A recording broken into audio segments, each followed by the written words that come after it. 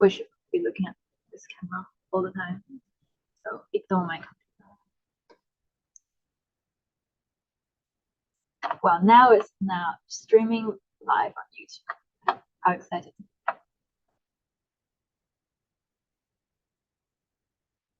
Okay, we can get started. So good evening, everyone. Welcome to this Road to Uni Talk seminar. This is our 7th episode. My name is Emma. I'm working at the QSBC Center and I'm the moderator for this evening's event. We are really thrilled to have these two wonderful young ladies with me, Sophie and Elaine. They are the 2023 Melbourne Principal Scholarship recipients. So we're really happy you're here. Thank you for coming to be the speakers of tonight. So in the next hour, I'm going to ask them about their journey to university. How did they get the scholarship, and anything you guys want to know about VCE studies tips, etc. So without further ado, let's get started. How about let us know more about yourself, starting from Sophie. Okay, hello everyone. My name is Sophie. I graduated last year from Gender Design at FCJ College. Right now, I'm first year student at the University of Melbourne and I'm studying a Bachelor of Commerce, majoring in Finance and Management. And then I hope that in my postgraduate, I want to do the JD program. That's my goal. Hopefully I am able to get in.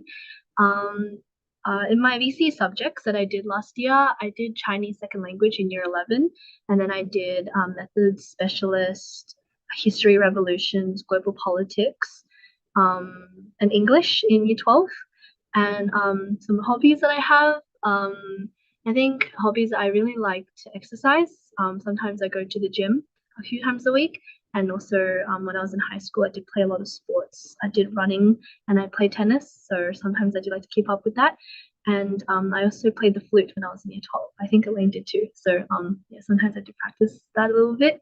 And I'm trying to get more into cooking and baking as well. So wow, yeah. You.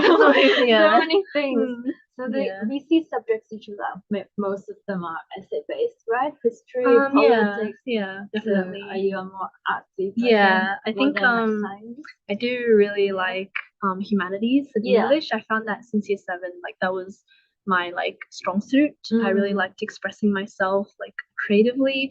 I think with science and maths, like I did like them, but I was always struggle a little bit in them because I think especially with maths, I always make careless mistakes and like just the formulas and stuff were a little bit hard for me, and like science and stuff I found it kind of challenging, but I really liked writing, and that's why I chose my subjects more humanities based, which is why I did like 2 humanities subjects in English. Yeah. So yeah. Nice. How about you, Elaine? Tell us more about yourself. So hi, my name's Elaine. I graduated also last year from Corowa Anglican Girls' School. I'm in my first year of study at the University of Melbourne as well. I'm doing a Bachelor of Arts, majoring in linguistics with a minor in media communications. For VCE, I did further maths. I think it's called general maths now, and music performance in year 11. And then in year 12, I did English, German, Japanese, and methods. Some of my hobbies are language learning, as you can tell from my VCE subjects. I also really enjoy music. I was a music captain at my school last year as well. I also play flute and some other woodwind, percussion, and brass instruments. And I also like debating. That's so cool. So you learn basically 3 languages in VCE. Yeah. There must be so many, like, it's so time consuming, right? Yeah, I had to spend most of my time. Yeah. So are you interested in languages since you were a kid, or? Yeah, because I speak like Chinese and English and also Shanghainese, like the dialect. And after learning like 2 more second languages, I was really interested in learning more about how languages worked and how they function. So that's why I'm doing linguistics. Yeah, that's so cool. And also you mentioned about a minor in communication and media. How do you find that? I think it's like a very relevant topic, I guess, now with so much like social media around us. So I was interested in getting to know a bit more about media. So cool. he is a captain here, and you are Sustainability prefect. Yeah, prefect in high school. So both of you just came here from Unimel, right? Today you both have classes. Yeah. How many hours? Today I only had like a lecture. Yeah. And then because right now my club that I'm in for uni, we're recruiting members right now. Right. So we had individual interviews going on. So I just come down and then like I help around and talk to the new recruits. So yeah. So as a first year student, you're already in the committee of your society. I like at the start of the year, I actually didn't know too much about commerce clubs and like clubs in general. But I was with my friend and like they were like, oh, let's go to the welcome night. So I went down to the welcome night and I met a lot of people and I was like, let me just put my hand down. So yeah, I applied for this club. It's called Enactus. Yeah. It's a social startup club in Unimel. And I think it's very unique because a lot of clubs for commerce are more consulting based. However, this one is like more social and like project based. So I applied and I'm currently a HR officer, human resource officer. So yeah, I've been doing that for a semester. And and it's really fun. Sounds good. Starting building up your CV. Yeah. Cool. Elaine, how about you? What class did you have today? I had 4 hours of class today. It was a big day. Yeah, I had Japanese and linguistics. And I also just came from like a club event as well. Okay. Yeah, I just joined AKIA, which is the Australia-China Youth Association. Wow. And I'm a careers officer on the team. Wow. Good. So straight from uni here, how would you say comparing your uni to high school? Is it more of a big change, like it got easier or more relaxed? Anything you wanna say? I think like I thought high school would be like the most challenging thing ever. Like it was just the most stressful time of my life, and then uni I could just cruise along and have have a really nice time. But then like I feel like uni the workload is like just as much. I feel like compared to high school, there's still like as if you do 4 subjects, it is quite a lot of work. The content is obviously a lot more challenging and demanding than high school. I think what makes uni a little bit more flexible is that you can like pick your own timetable and like you can pick when you want days of class and everything, and also you don't need to go every single day of the week. Like like last semester I only had classes 3 days a week, so you can have 2 days like of just days off and stuff. And I think it's really hard to find that sense of community, I think, in uni. Like I think all of my friends that I've made in uni are all from my club, to be honest. Like it's really difficult to make friends in tutorials and lectures. So I think joining societies, joining clubs and joining things that you're passionate about is a really good way to still have that sense of community that I feel like high school does really well in, because you're stuck with the same people for so long. So I think that's why I found like differences between uni and high school. Yeah, I totally agree. I think especially in arts as well, there's even less compulsory subjects compared to like commerce and science and med. So I think with everyone moving around in the classes so much, it's definitely there's more of a sense of community if we join like a lot of different clubs, and also like with our high school friends. So for university you do 4 subjects and then you have different group of classmates every subject, right? It's hard to stick with the same bunch of friends as in high school. So in terms of workload academically, would you say uni is much more harder than VC, or VC is a bit more crazy? I think like in uni it's more you have to do it yourself, instead of in high school it was kind of your teacher was holding your hand and you knew exactly what you had to do each class. Uni is more like you push yourself to do things. Like this semester I'm overloading. I'm taking 5 subjects instead of the usual 4. Oh my gosh. So yeah, it's definitely a lot of self-discipline. Why did you do that? 5 subjects? Well, in arts, I think last semester, because I took an online subject as well, my timetable is like really free, so I wanted to kind of push myself a bit more. So do you want to graduate earlier or something? Yeah, maybe a semester. Maybe a semester. How about you? I think because in high school I had a few subjects in which I found really challenging. Like I found specialist maths to be really challenging. That was a subject in which I had to put so much more effort in because I'm not that great at maths. But I think I was like, obviously I really enjoyed English and I really enjoyed my humanities subjects, and so I spent most of my time with those and I really enjoyed it. I think currently I'm doing Bachelor of Commerce, and I feel like with commerce, especially for first year, most of it, or if not all of it, is all core subjects. Right. So everyone's doing the same subjects, and obviously those subjects, some of them are pretty challenging, I think. Yeah. And a lot of people complain about them a lot because they're quite content heavy and rigorous. I think, like Elaine said, you do need a lot of discipline to be able to keep up to date with all of the tutorials and quizzes every week. And there's because the classes are so big, there's no one reminding you that like, oh, this is due tomorrow. You just kind of have to create your own timetable and figure it out. And I think because I didn't do any like business or finance subjects in year 12, so all of the content I'm doing this year is all new to me. So I feel like I do need to spend more effort and time kind of like preparing and making sure that I'm up to date. Yeah. I believe both of you are doing a great job.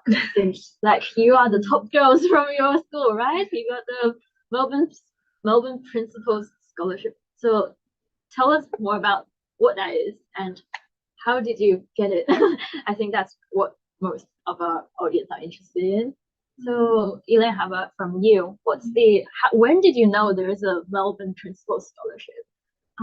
At my school, they sent out like an application form to us, kind of like maybe term 3-ish in the year, and we could all just fill out the application ourselves. And then the scholarship is based on academics and contribution to the community. So we filled out the applications, and our teachers picked 3 people out of the applications, and then our principal interviewed all 3 of us and then nominated 1 person to uni for the scholarship. So that's term 3 in year 11. In year 12. In year 12, that's nearly the end of your everything. Okay. So have you heard about this scholarship before year 12 or never? Really. We kind of only know about chancellors like getting 99.9 and above, but so here Elaine is talking about another scholarship. It's called Melbourne's Chancellor Scholarship. So if you ATAR get 99.9 above, you are automatically receive this scholarship to Union Melbourne, right? Yeah, well, so for the audience, so you know the scholarship earlier than Elaine did, right? She only know the message, the information about this scholarship in year 12. How about you, Sophie? What's your...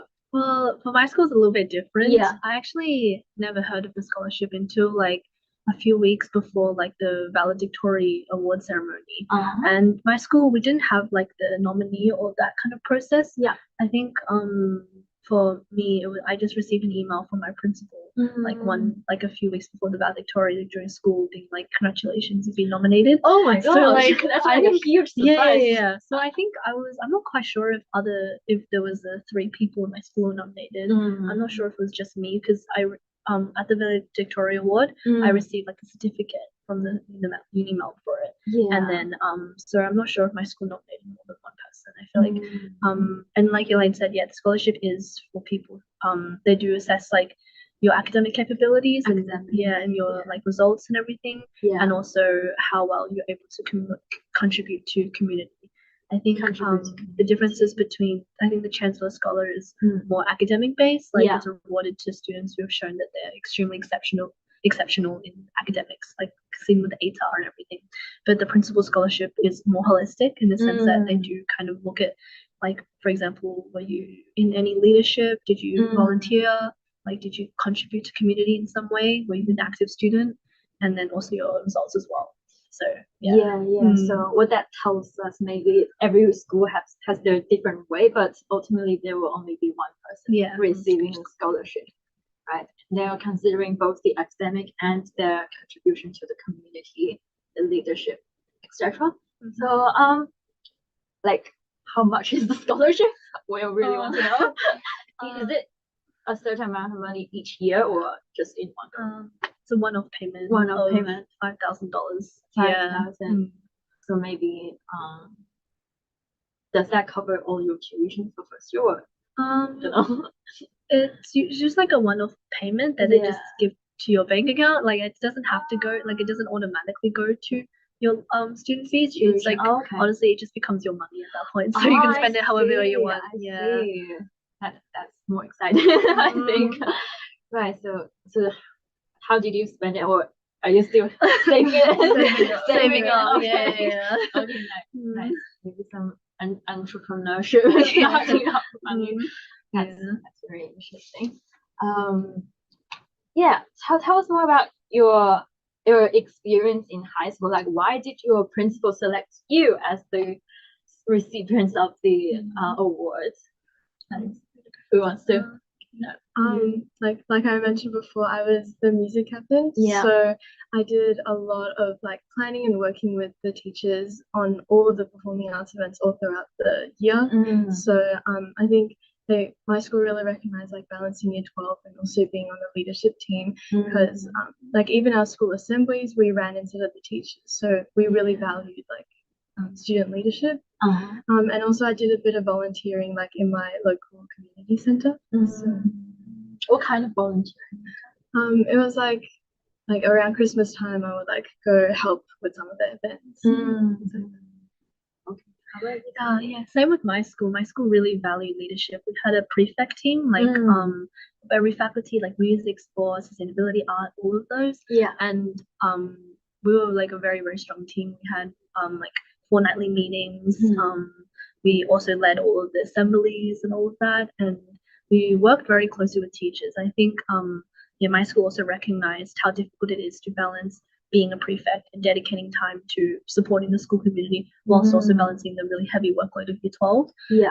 In year 12 I was a sustainability prefect, and so I think in this role I definitely went above and beyond in trying to promote all of these sustainability initiatives in my school. At this very start of the year I ran like a pitch meeting with my principal because I really wanted to change the way sustainability is run in my school. And the first thing I wanted to do is that my team leader basically brought up the issue of there being a lot of rubbish in the yards. And so I had a meeting with my principal wanting to implement more bins into the community. And to do that, I talked to the principal. I also liaised with a few external businesses and sustainable businesses and wanting to make that happen. And I also worked very closely with the team that I had made from across a bunch of year levels. And my goal was also to promote more vegetarian and vegan options in the cafeteria, because I have a few friends who are vegan and vegetarian, and I was able to create a new menu in the cafeteria. And so I think the school probably recognized how much effort I was putting in wanting to change sustainability. And it was very busy and tough at times because I had also SACs and everything to do. But I was very passionate about my job, and I think I was able to contribute to the community and leave a kind of mark in terms of sustainability in my school. And I also did a volunteer work. I volunteered in this program called Friday Night School, in which I tutored a bunch of primary and secondary kids from prep to year 12. Is that your school's volunteer? Yeah. It was because I think it was my school along with a few other schools in the area. Yeah. We went to a church every Friday night, and then tutored kids for up to around 2 to 3 hours every week. And I think I gained a lot of experience in tutoring as well in this position, and I got to help a lot of kids. So it was fun. Yeah, brilliant. I admire both of your time management skills. Yeah, so basically volunteering and also contribution to the campus, the school as a whole, definitely very, very useful and very rewarding. Would you say to see you can actually change your school a bit and then make it better for future students? Why are you interested in sustainability? Is it from year 7 maybe, or? I think because my school we had year level leaders social justice and sustainability, and in year 11 I think that was when it really just started for me, because I put my hand down to be sustainability representative. So I got to work alongside with that year's sustainability prefect, who was a year above me. And because she was one of my close friends' older sisters, I was very close with her, so I helped her a lot with all her responsibilities, and I really got to be a part of all of the initiatives and the events that were going on throughout the year.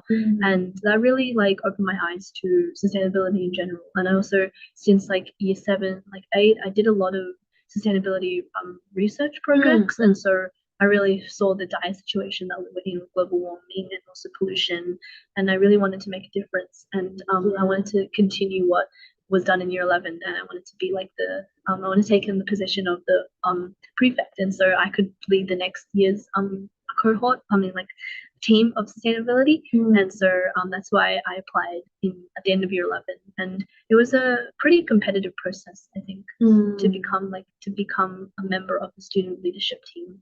Yeah, I can really see your passion from year 7 or 8 about this sustainability thing.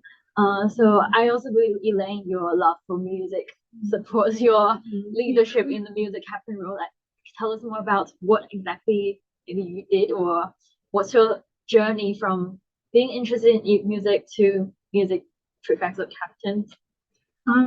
I think like from year 6 when I started at Korawa, I was in like every ensemble that I could possibly be in. Like whatever I could sign up for, I was in it. And I think working with all of the older musicians and the younger musicians, like we really built a community in the music school.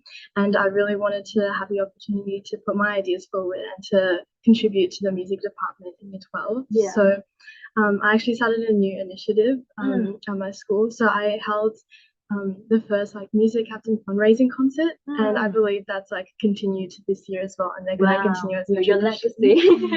So it was completely student led. So I organized the entire concert, from the proposal to the teachers to organizing all of the logistics, like even ticketing and like seating and which room we were going to be in, all the rehearsals. I like planned out the whole program. I made up the choreography. I taught the vocal lessons, like everything you could imagine in a concert. And I think we ended up raising almost $1,500, and we donated all of that to a like charity for Australian children music foundation. Yeah, that's very, very meaningful, and your skill obviously got improved in all perspectives, right? Because you starting from organizing to ticketing, everything. Oh, that's very valuable experience, must be.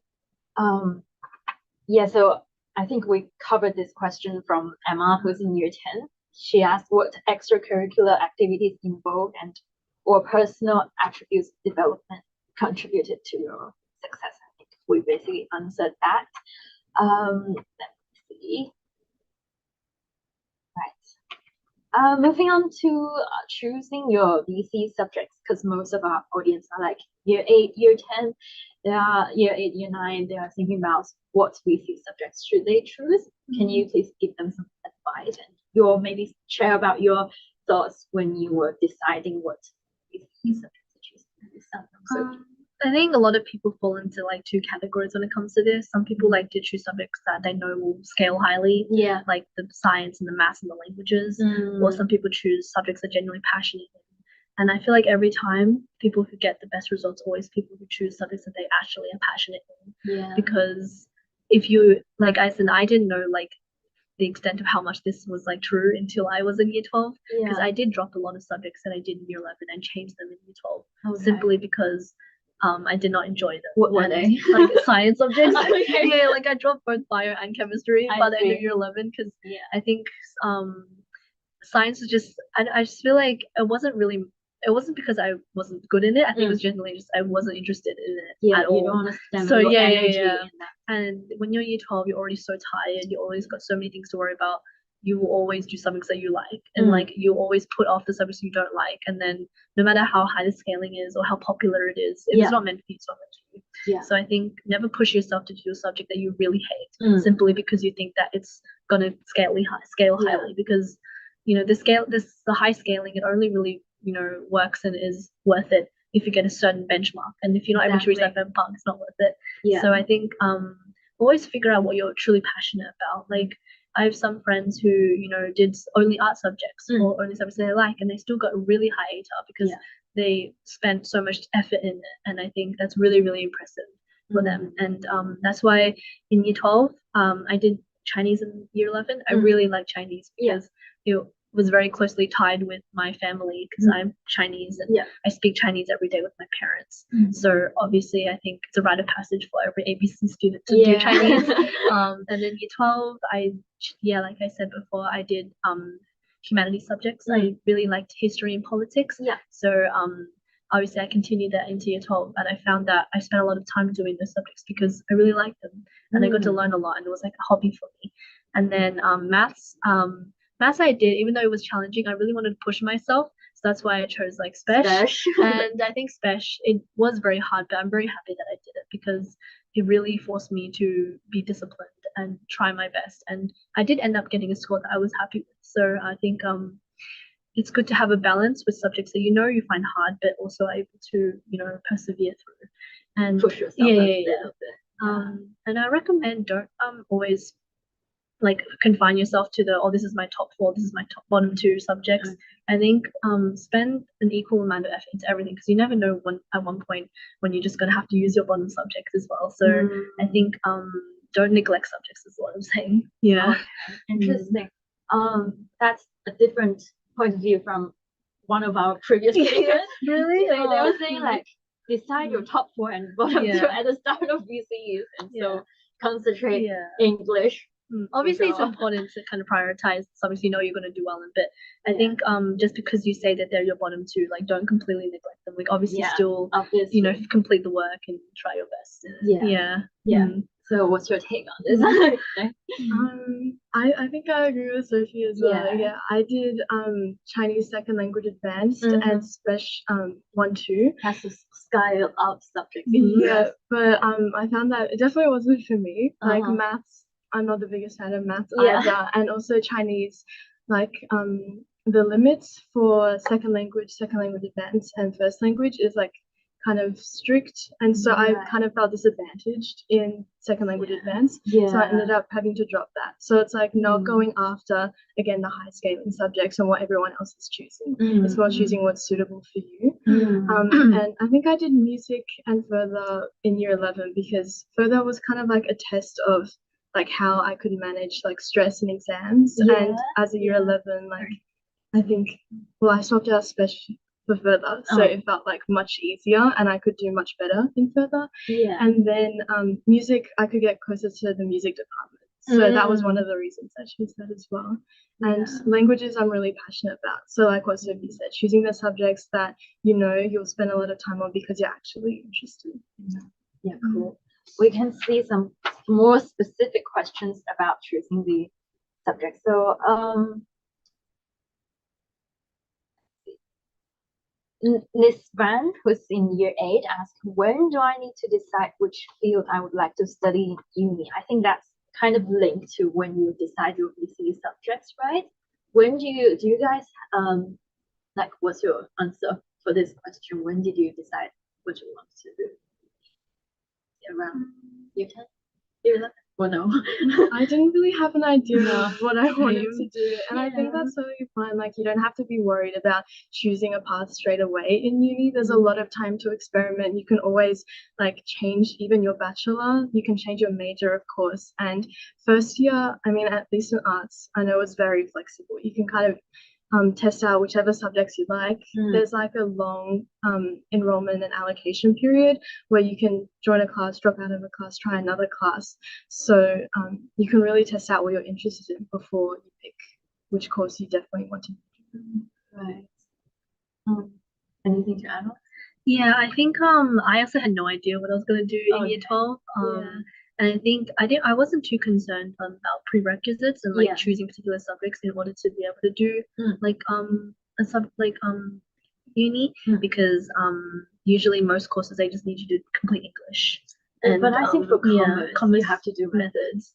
That was but like like in commerce you have to do methods or maths or something. That wasn't really a problem because I'd already been doing maths since like year 7, and so I knew I was going to do methods ultimately in year 12.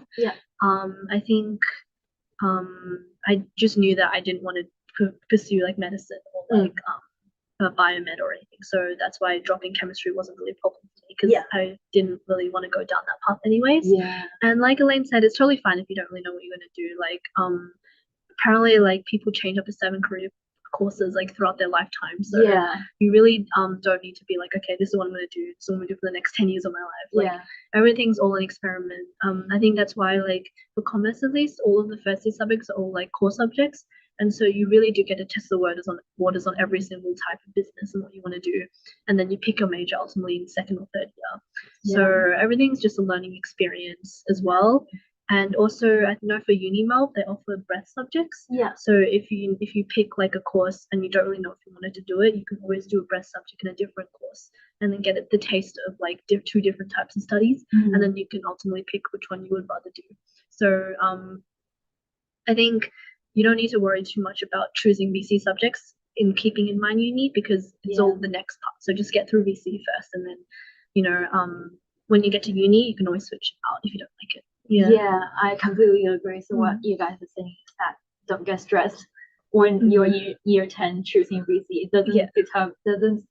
It does not necessarily mean you are saying goodbye to medicine forever. You don't do chemistry, like you can still have the chance to do Doctor of Medicine after your any bachelor. Yeah. Right. So yeah, don't worry about it. Just follow your heart, I think. Let's move on to the VC study tips. I know you guys are doing really, really well in your exams. So tell us about some of your tips in time management, for example, or how to learn efficiently, how to study at secondary school to make such an achievement, things like that. How about you, Elaine? Any tips? I think being motivated is really important. Like, I think my leadership actually helped me stay more motivated because I knew that if I didn't finish my studies, I wouldn't have enough time to actually devote to like what I wanted to do at school. And of course, like your extracurriculars are also part of your high school experience. So I think that motivated me to be on top of my studies so I could make time for all of those high school experiences. Yeah, I think time management and efficiency, a lot is to do with figuring out your study habits and when you're most productive. For me, I struggled to be extremely productive when I was at home studying because when I was at home, you know, it was just like I could just watch YouTube and do like watch Netflix or just get distracted. So I always found that I did the most work if I stayed back at school and studied in the library with my friends.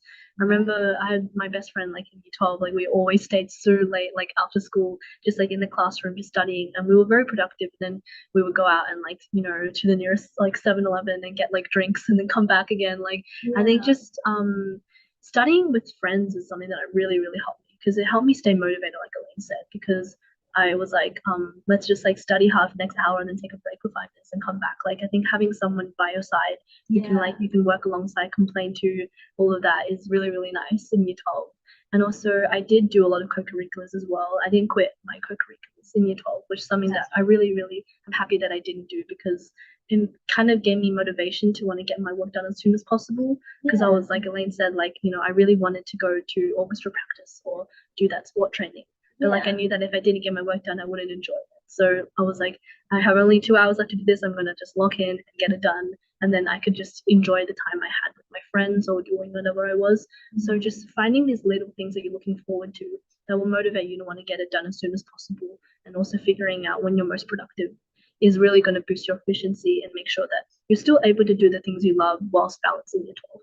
Yeah, 100%. I think very well said. It's more about your intrinsic motivation, right? And not necessarily like I'm gonna get 100% in my maths and then work really hard for it. Maybe not. Maybe something else. Like I can do something other than study after I complete this period of study. So that's very, very nice. How this one we've done it. How about a more specific one? How to improve English reading and writing for secondary college students? I think Sophie for this question, so you're interested, good at writing. Thank you. I think English, I think English, I definitely put in the most effort for English in VC, and I think that's reflected in my study scores at the end of the year. With English, my biggest tip is to form a very strong relationship first with your day school teacher. Because they're the teacher who is going to be marking your work and your SACs. And if you're able to really understand like the way that they mark and the way that they like your writing to be structured, your going to achieve better marks in like the SACs throughout the year. Because I think for me, I sat down with my teacher start of the year and I told her, you know, I really like English. I really want to do well in it. Can you help me out? And I think from the start, she knew that I was very serious about the subject. And so she was willing to kind of dedicate more time and attention towards me. I always like emailed her all the time with work that I had.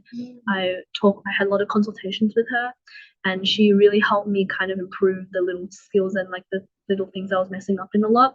I think I don't think I was very naturally, I wouldn't say that I have natural talent per se in English, because a lot of it did come from just hard work. Because at the start of the year, I feel like I definitely got humbled a lot because I didn't do that well in like the first assessment task.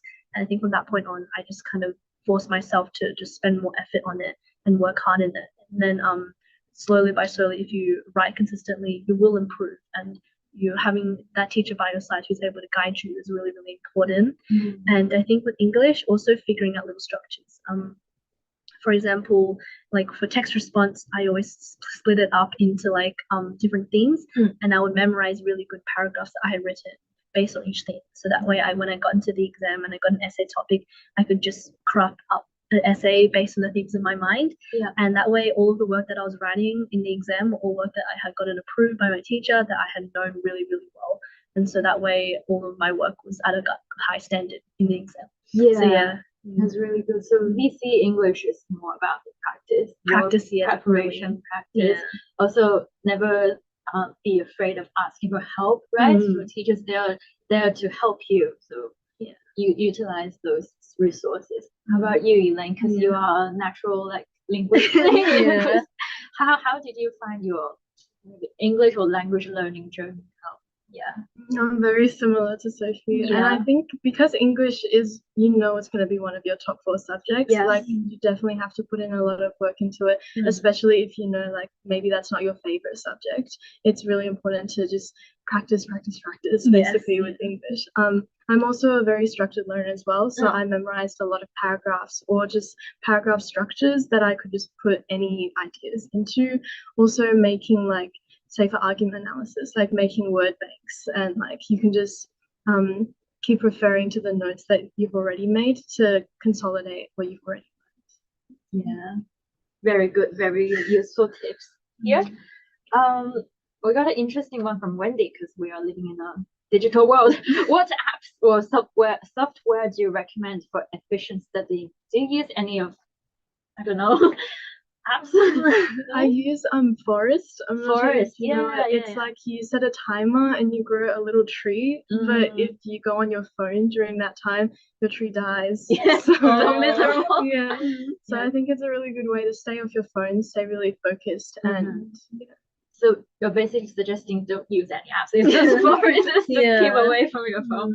How about you? Personally, I didn't really use like for organization and like keeping in track like all the work I had to do, I use this app called myhomework.com, and basically it gives you like a really structured, organized color coding system of like where you can kind of put down the due date for all your tests and assignments coming up, and then also the urgency, like is it urgent, is it just mildly, is it like just could be put off for another time, like, and that way it kept me really in check with what work I had due and what work that I needed to get done as soon as possible. Because I think with especially with my math subjects, every single lesson just had a chapter to do, so it was so much work and I always lost track of it. So just being able to write it down, you can kind of see like a long list of what you need to do, and then every time you do it, you can just tick it off. In terms of not getting distracted from my phone, like honestly it was just because I was studying with my friend, right? So we just took each other's phones, and like every time I saw my friend on her phone, I'd just steal it and make sure she wouldn't be on it. And so like that way your friends can kind of keep you in check as well, to make sure you're not wasting too much time just scrolling on your phone, and make sure you're like concentrating and doing your work. Good tips. Okay, we only have 20 minutes left, but let's talk about something about your university. So why UniMelb? Can I assume that you go to UniMelb because you have a scholarship, or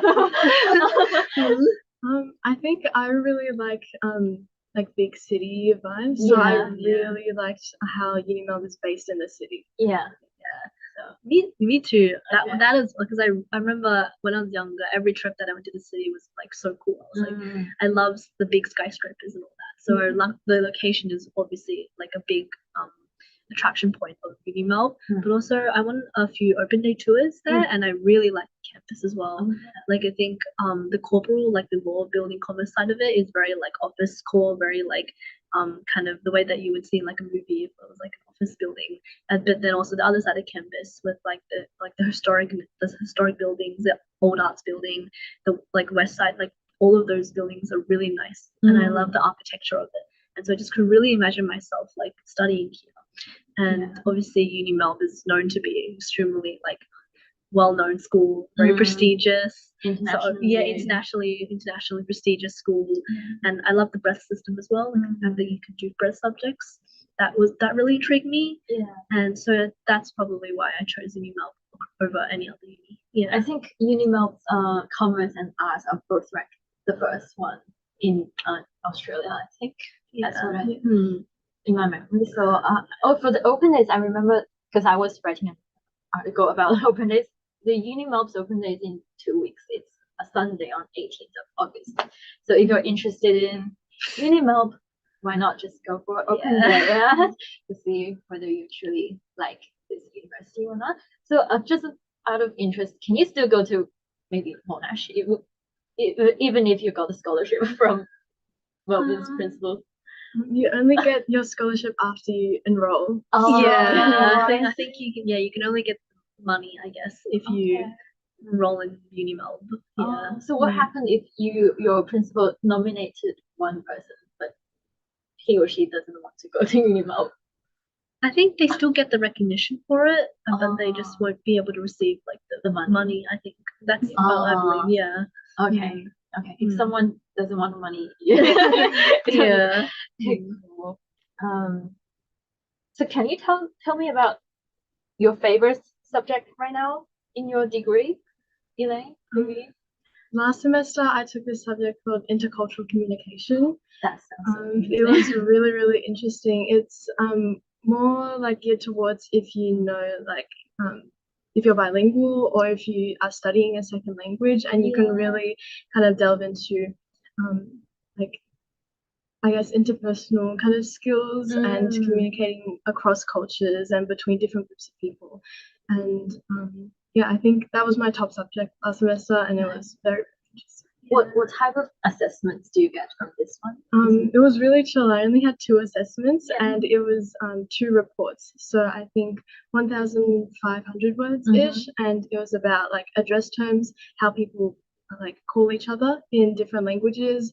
And my final assessment was about like doing an interview on someone who's from like multiple cultures and like investigating like their thoughts and how their life works being part of 2 different cultures. Okay, so you did actually find a person to interview and write. So it was a really engaging class. Yeah, that's nice. What about you? What's your favorite one so far? I think last year I did 3 courses. I did marketing, the sustainable commerce, which is a core subject, microeconomics, which is also a core subject, and also I did Korean actually as my breadth subject. And actually I think that was my favorite subject because I think you're in the K-pop club, right? Like that's one. Since I was like in year 8, I've always listened to K-pop. I really like K-pop. Like who's your favorite? Which band? Right now, like, cause I really like New Jeans. I really like New Jeans music. I think. And then I remember at the start I was very obsessed with BTS, like everyone. But I think I'm not as like a hardcore fan as I was when I was young, but like I still listen to occasionally. And I've always been interested in like the language.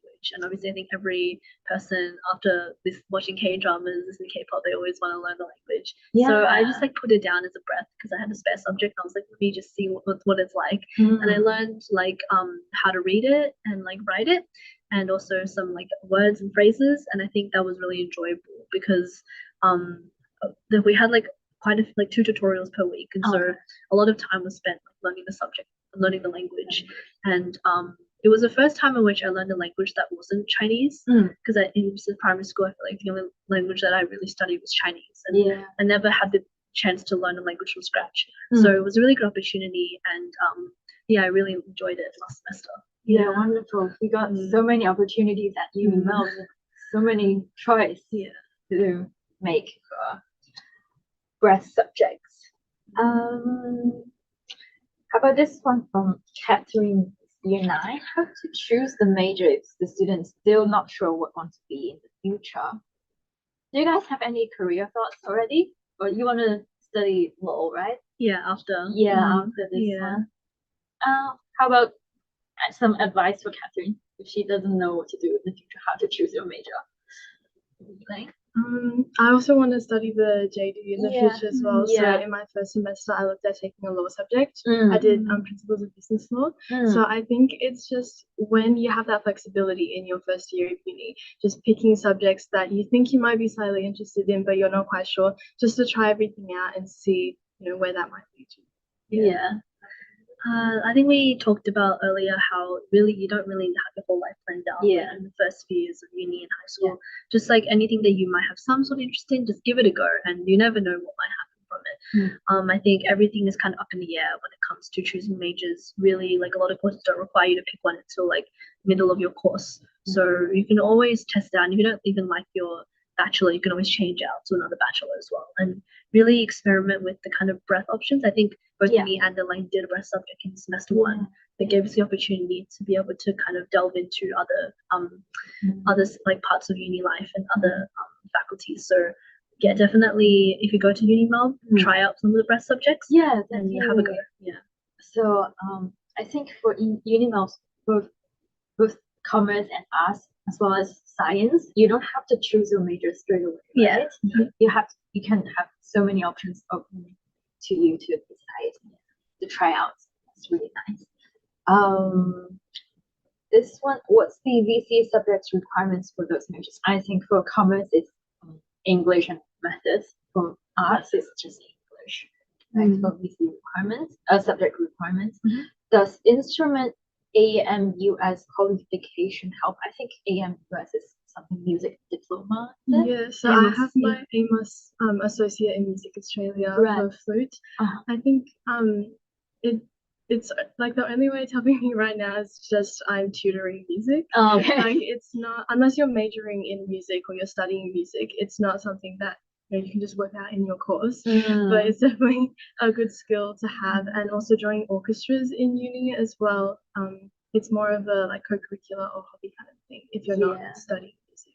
So it does not contribute to your beta or anything. No, it's just but that's still very helpful because you can have your side hustles maybe based on this qualification. Daisy, who's in year 11, asks, how does the commerce course at UniMel help students understand the structure of future international commerce? Well, I'm only a first year commerce student, so I think there are many different types of commerce. Some people like to go into like the business advisory, some people do consulting.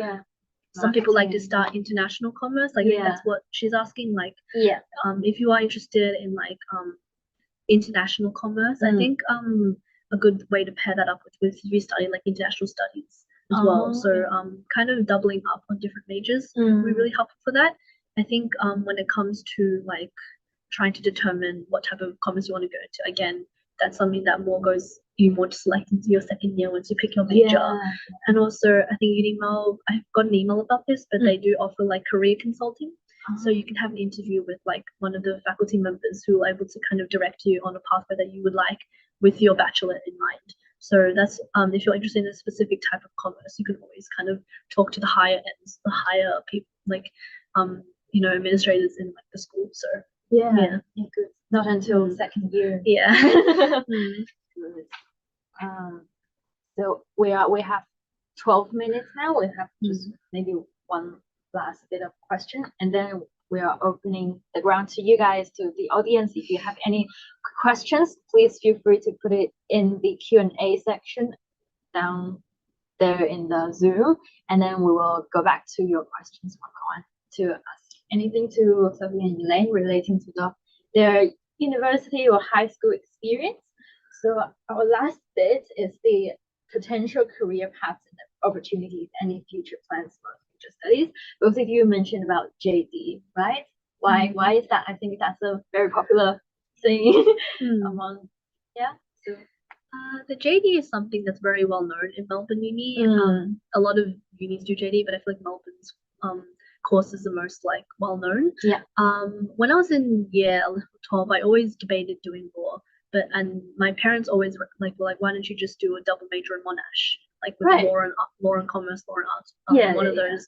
But I feel like I never really decided if I really wanted to do law, and I wasn't ready to just fully jump into a double major, and then like what if I didn't like it? So I really wanted to kind of have that opportunity to maybe push it back and focus on commerce and then study maybe law in the future, because I think in high school I also did debating. I really like public speaking. I'm quite passionate when it comes to like arguing and like kind of persuasive speeches. So I think that's why law initially interested me. And I remember in year 12 or like year 10 or something, I did do an excursion to the magistrates court, and I got to see like real life court cases. So crime and court cases also interested me. So I feel like JD is still undetermined. Like I'm not quite sure if I'm definitely going to do it after my postgrad. But it's something that I'm definitely interested in and would be open to. Yeah, I think same thing. Debating really opened me up to being interested in law. I also did a little bit of like legal studies in school, but I didn't end up doing it for BCE. I also did an internship recently in the holidays in Shanghai, and I interned at a law firm. So I'm like really exploring the different options in law. And I mentioned I did business law last semester as well. And I also got early entry into ANU, Australia National University, on a Bachelor of Laws and International Relations. So it's always kind of been in the plans for me, I guess. But yeah, I'll just keep experimenting with that as a breadth subject before applying for the JD. Yeah, I think the point for Monash, the double major, double degree, they have like you have to do 5 years, right? But for 5 years, like law and major, for example. But if you're still deciding whether to do JD or not, you can choose the Bachelor of Arts or Commerce, 3 years, or Science, anything at UniMelb. That's a good pathway to do. Yeah, now we can turn in for some questions, but I don't see anyone saying up. One chat. When did you start your journey with US? Both of them are tutors right now with us, right? So we are really glad that we're having Elaine and Sophie with us. Any questions for you guys, the audience? Feel free to send them in. So meanwhile, I will see if there's any questions I missed out.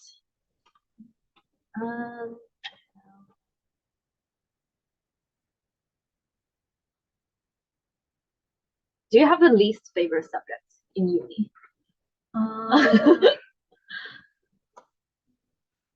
Well, I think in semester 1, everybody is notorious for being really disliked, but nobody likes to study sustainable commerce.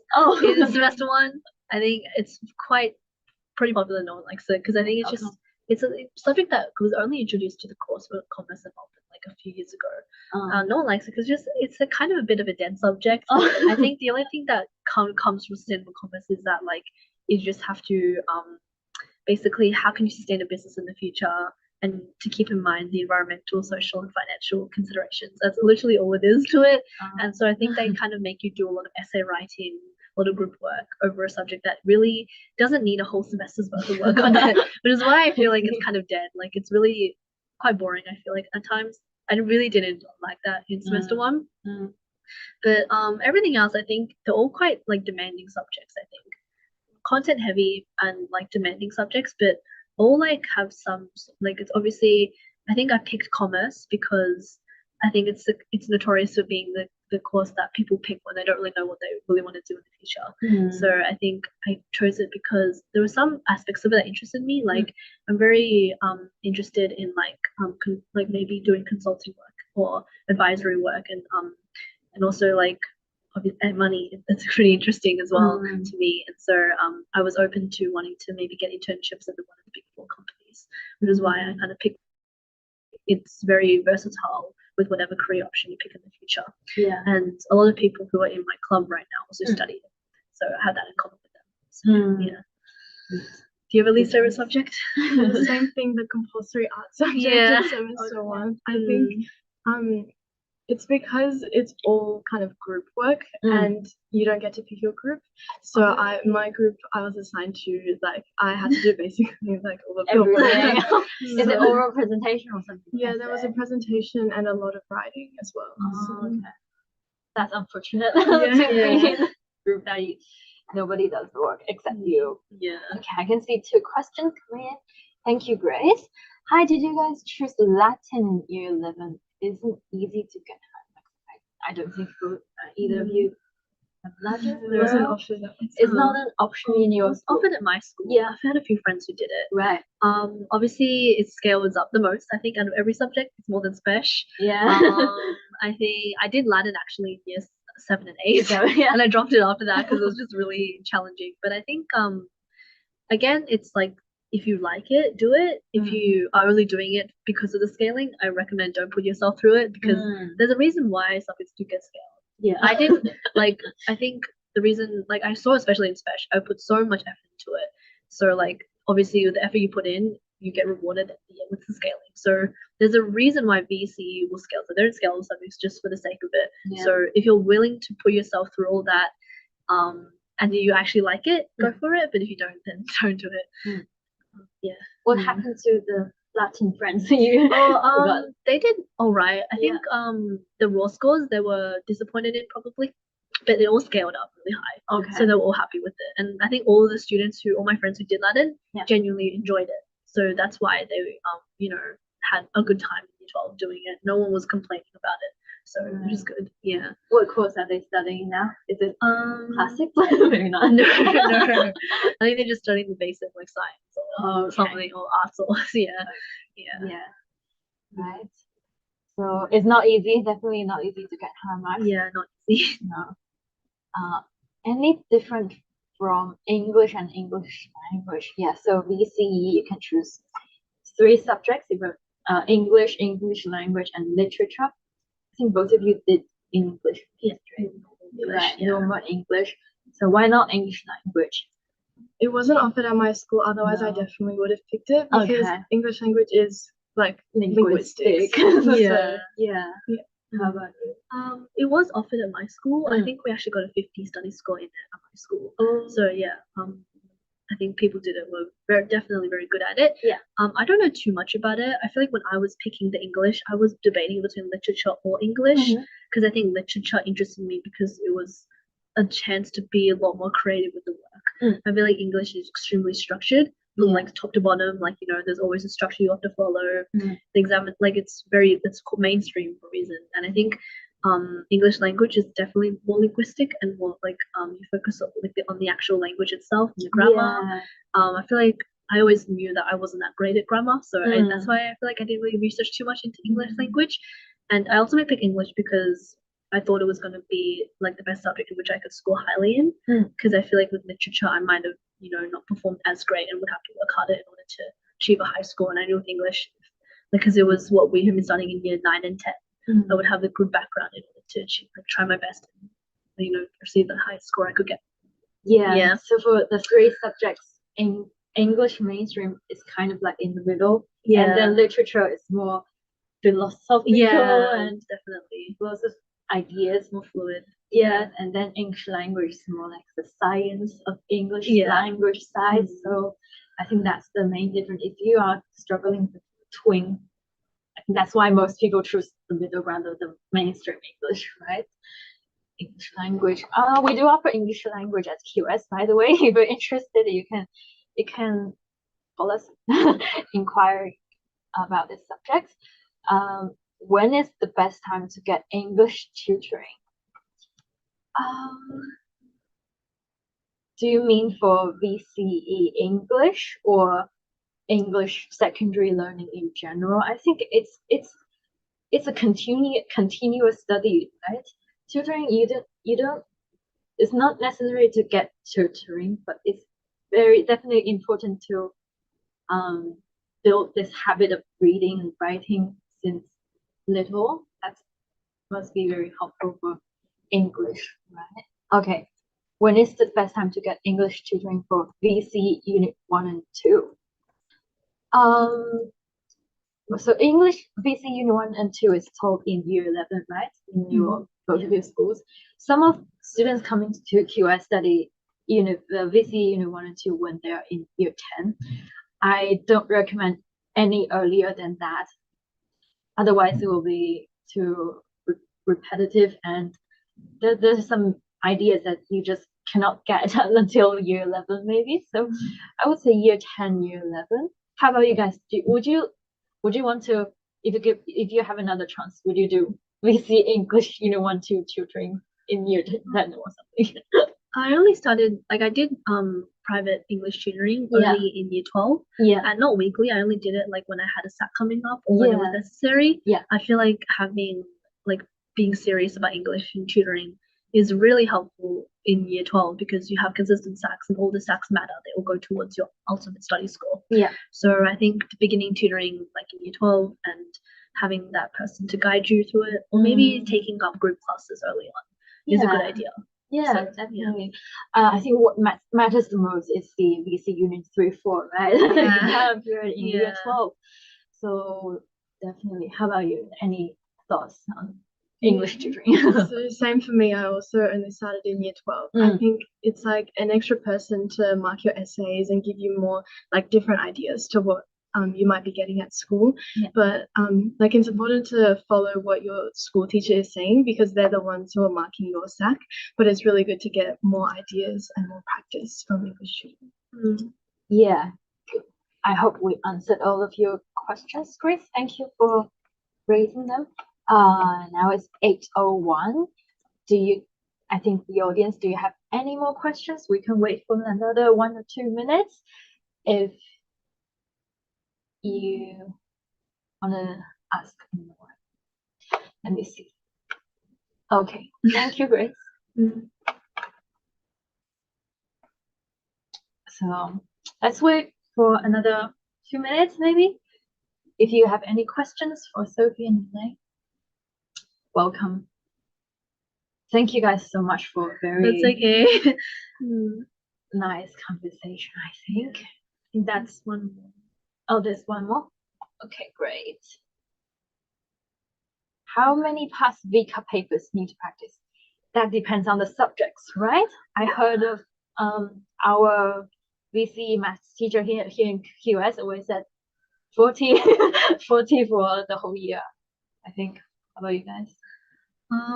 For maths, definitely a lot. Yeah. I think the most practice papers I did were for methods and spec. Like there was like 20, like more than that. Like I think people do like up to 100 like practice papers for maths because it's something that like practice papers genuinely do help a lot for maths because there's only so many ways they can ask you possible formula or possible concept.